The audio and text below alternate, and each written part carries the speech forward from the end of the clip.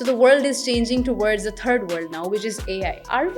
Is Pakistan into AI? Are we working the same way the world is doing? Oof, hard one to start with. No, unfortunately, no. A big no. And sadly, the reality is very very sad.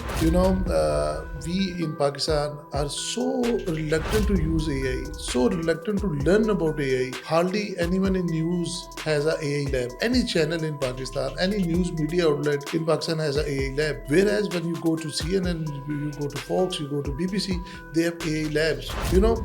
We in Pakistan see AI as a competitor, whereas in the whole world, only 1% jobs have been affected with AI. Only 1%. 99% jobs improved their efficiency by using AI. When we see the political things working here in Pakistan, of course, adding the international relations as well, there were war situations. There were war like India-Pakistan. There was a war between Iran, US, and Israel. So things were very complicated back then. The fact checking is very very important and very tough, to be very honest. It's very difficult, when you figure out if the news is correct or not. Birup, credibility is everything. If a news organization loses credibility, they have nothing. Yeah. So at Sama, we make sure that everything we post is fact checked, and we make sure we use AI for that. It is so easy to use AI for the fact checking. It can make your work way easier. There is a term called hallucination. Hallucination in information is the biggest threat between fact checking and fake news. So you have to be careful about the hallucination. The processes that are done, they can be so fast, so quick, so accurate if you use AI in a good way. Yeah, and during Pakistan and India war, we have seen huge differences between the news, the propaganda, and the reality. How do you see that? It was a war that we won on the information front first. Yeah. I was talking to a guy and I told him that the major difference between Kargil war and this was the information flow. The way we decimated the information, it was so good. The ISPR did such an amazing job. They processed the information so quickly. It was real time. DG ISPR was there. He was doing the presses. So that helped us to gauge our audience way quicker. We were very quick to find out what is fake, what is real. Hello everyone, Assalamu alaikum. This is Meerab Zishan. Hope you all are doing well, and this is another podcast of Red Lines. And here we go. I have invited someone very special to me, honestly.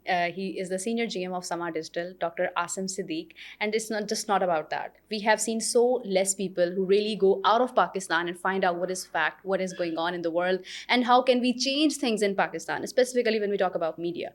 So I'm going to add a very, very interesting topic that is about the fact checking, including the situations which are going on in Pakistan and overall in the world, like international relations. When we see how media is covering that, it's very very important that how we add information to it. So let's welcome Mr. Dr. Asim Siddique. How are you? Thank you so much, Meera. Thank you so much. It is really nice having you here, trust me. Thank you so much for the intro. Thank you so much. Okay, so as you have been working really hard to put the best information towards media, and of course it's a very very important role, and since you were in US and you were covering the AI conference and everything, so the world is changing towards the third world now, which is AI.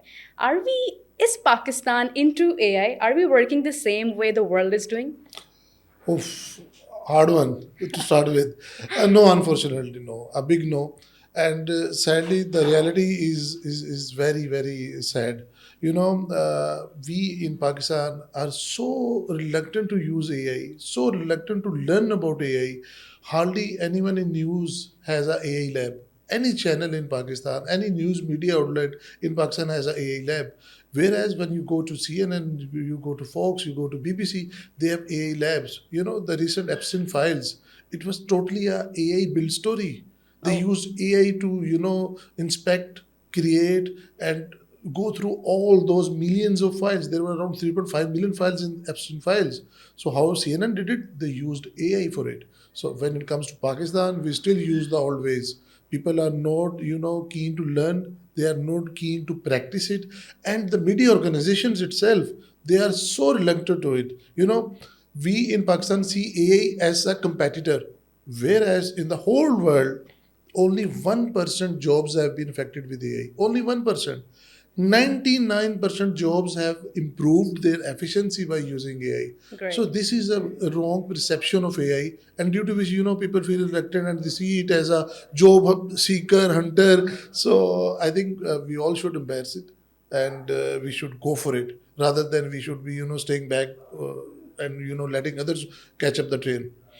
How was your experience there? Because when we see the public opinion, it is very, very important. We can do nothing if we don't get the attention of people. Is there any difference you see the people living here in Pakistan, the mindset of people living here in Pakistan, and the mindset of people living in US? Actually, this conference A for 2026, it had more than 12,000 participants, 12,000 Wow. participants, and all of them were seeking AI information.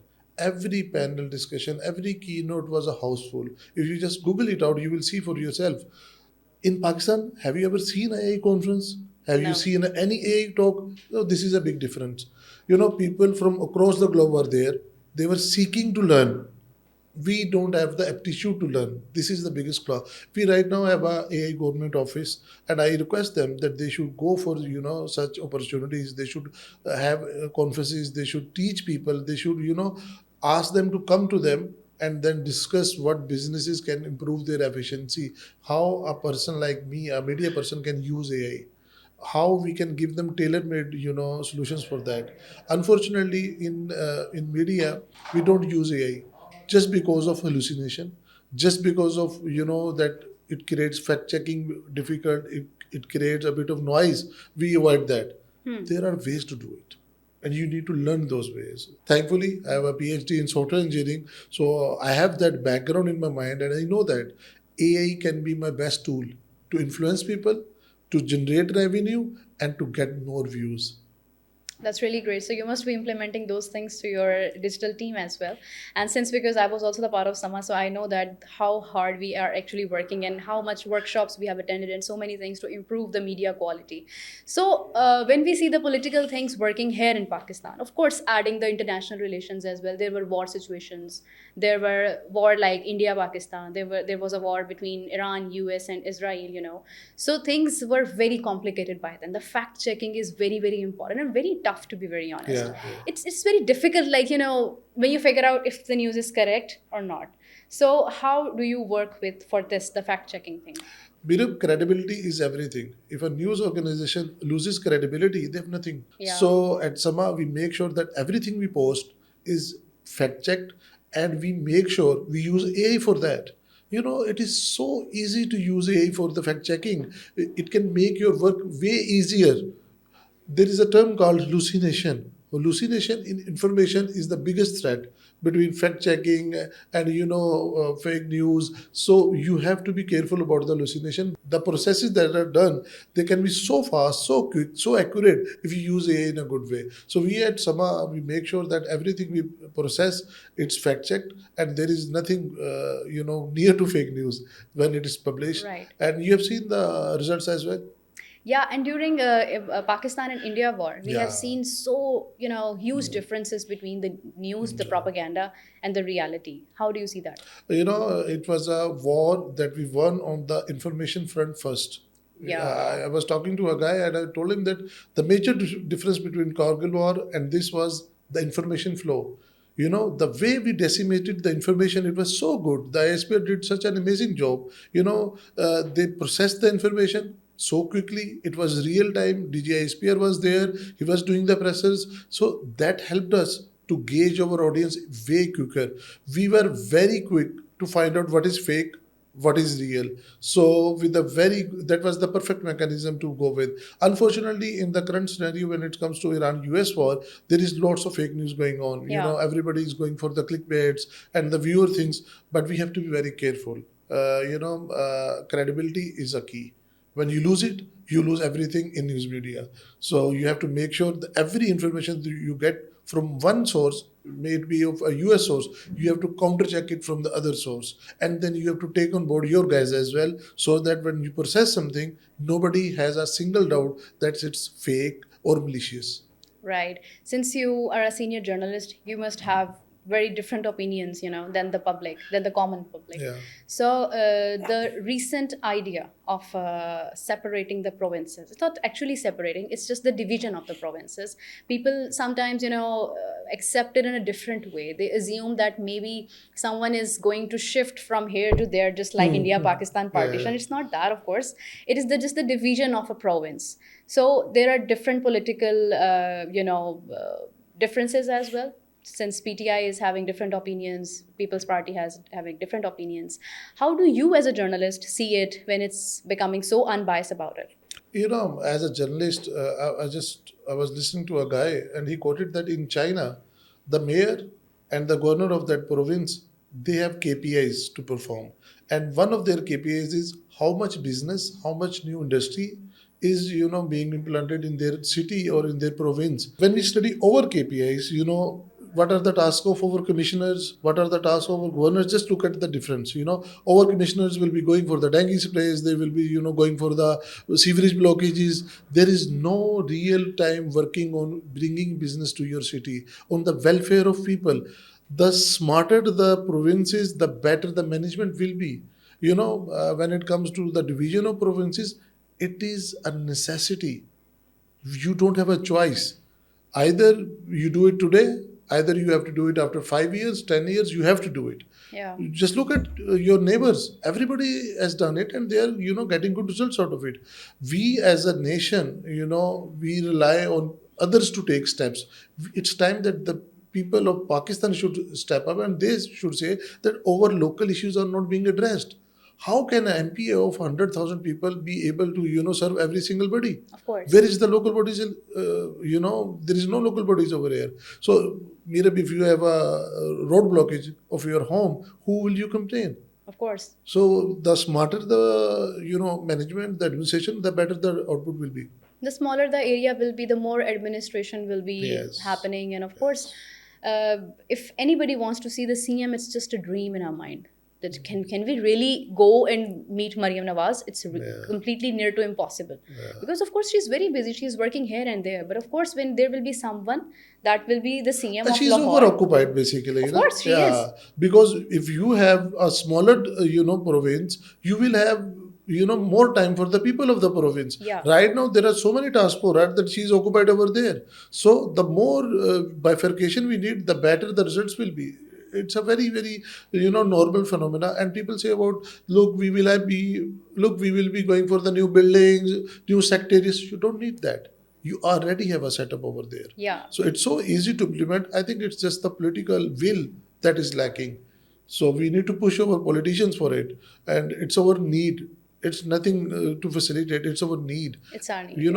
The politicians and the people of Pakistan, there is a gap between them. Yeah, there is, of course. And that gap can be covered by going for these provinces. Honestly, the smarter the provinces are, the better the communication between people and the politician and the management will be, and you will see people more happier rather than the current scenario. Of course. And honestly, what I believe is that we have so many differences between our nationality, the ethnicity. We are Punjabis, we are Balochis, we are Pakhtuns, and we are Kashmiris. We have the differences somewhere in our mind, the superstitions, of course. But, this will create one identity that is Pakistani. Yeah. We will be considering ourselves that we are Pakistani. When there will be differences, there will be more administration working. I believe that things will become more smoother. Very well said, Meerab. And honestly, the provinces should not be on ethnicity. They should be administrative units based on where the people are, how many people are, and what are their needs. Unfortunately, we divide them on the basis of caste, culture. So Yes. that doesn't matter right now. The administration should be done on the number of people and the needs that they are getting. Are we able to fulfill them? No, we are not able to fulfill them. Punjab being the biggest one, unfortunately, it should be at least 5 to 6 provinces of Punjab. And the biggest hurdle is the political will, nothing else. You have the administration over there, you have everything over there. It is just that you have, and trust me, once you do it, you will also recognize that how easier it was, but how difficult we made it. Indeed. And it should have been done 5 years back. I believe it should have been done 50 years back. it must be a different Pakistan. All right. So how do you see this Pakistan as compared to the previous Pakistan? You need to define previous one. Which one? Okay. So since we are talking about Pakistan, what difference actually do you see the Pakistan which was before India-Pakistan war and now? Huge. When you go globally, everybody now respects your passport. I've been to like 3-4 countries after that, and when you say you are from Pakistan, they look up to you as a respected citizen. Whereas earlier they used to see us as somebody who is there to get a job or get get something from them. Now we go there and they see us as respectable citizens. Yeah. Thanks to the first of all our military and then the government, they have done amazingly well on the international front. This Pakistan has hope. Unfortunately, 2 years back there was no hope. No hope. People were Yeah. going abroad, people were leaving Pakistan, but right now if you ask people, people will give a second thought. When you ask them, will you leave Pakistan, they will give a second thought. If I am given an opportunity in any Google, YouTube or anywhere, I will give it a second thought, because in Pakistan you have those opportunities. The biggest dilemma was that we were cut off from the international front. Diplomatically we were zero. People didn't recognize us, the businesses, the anybody who is going to invest in Pakistan, he has to make sure that there is peace, there is prosperity, and there is good linkages between the other countries.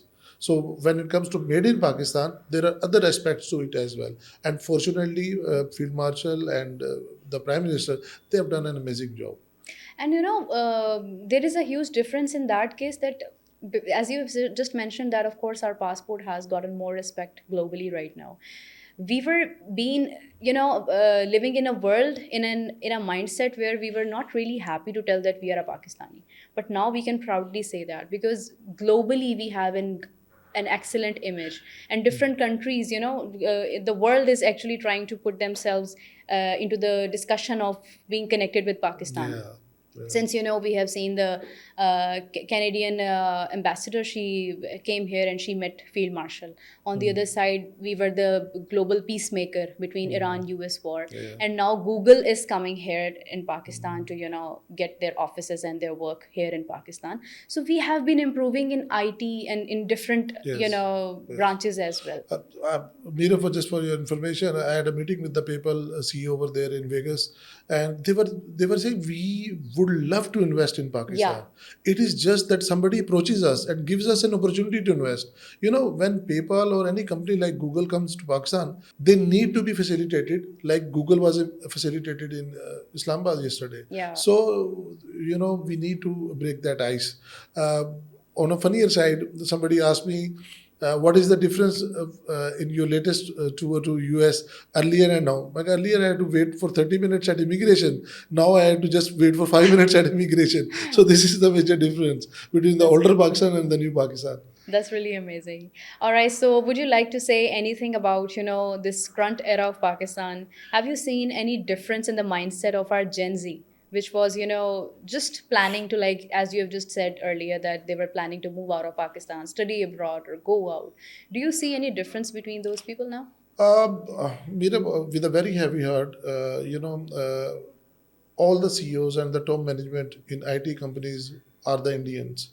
And they have taken up that place with years of work, years of investment into that. Yeah. In Pakistan, unfortunately, we don't have that setup right now. We don't have that supply chain right now. Our academia is so far, so outdated. Just like the AI front. If you see how many universities are doing degrees in AI, and the type of subjects and the faculty is over there, it's obsolete. They don't have that data, they don't have that knowledge.